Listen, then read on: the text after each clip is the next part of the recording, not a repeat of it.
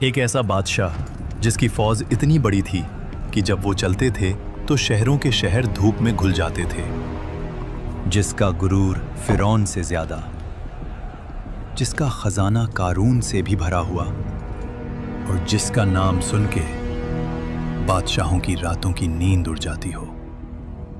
اور پھر وہ بادشاہ اللہ کے گھر کعبہ کو مٹانے نکلے، لیکن نہ آسمان سے پتھر برسے، نہ زمین پھٹی، نہ بجلی گری، بلکہ ایسا کچھ ہوا جو شاید تاریخ کا سب سے عجیب موڑ ہے۔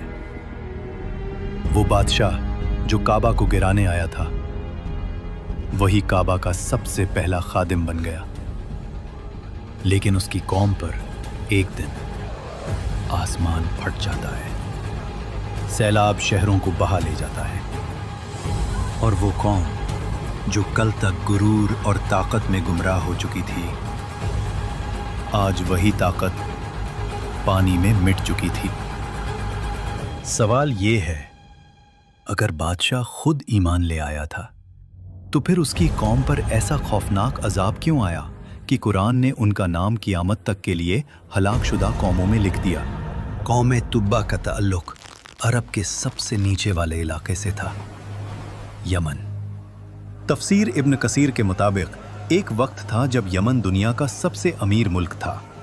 سونا پہاڑوں سے نکلتا تھا، صاف پانی دریاؤں میں بہتا تھا، شہروں کے گرد پھلوں سے بھرے ہوئے باغ تھے، ان کے تجارتی راستے پوری دنیا میں پھیلے ہوئے تھے۔ اس سلطنت کا نام تھا ہمیار ایمپائر، اور ان کے بادشاہوں کا لقب تھا تبا۔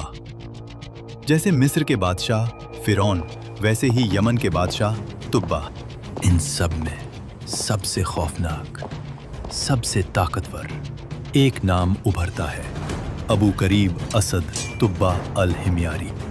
تفسیر کے لفظوں میں ہے، اس کی فوج ایسی تھی کہ عرب نے پہلے کبھی نہ دیکھی، ہاتھی اور گھوڑوں کا سمندر، تیر انداز، تلوار باز، اور لشکر اتنا بڑا کہ پہلا سپاہی شہر سے نکلتا تو آخری ابھی شہر میں ہی ہوتا، اور تبا کا نعرہ تھا، میں زمین کا خدا ہوں، جو میری حدود میں آئے یا تو میرا ہوگا یا مٹی کا۔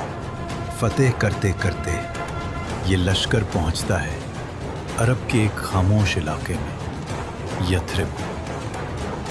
آج کا مدینہ اس وقت صرف کھجور کے باغات، کچھ یہودی قبیلے اور ایک عجیب سی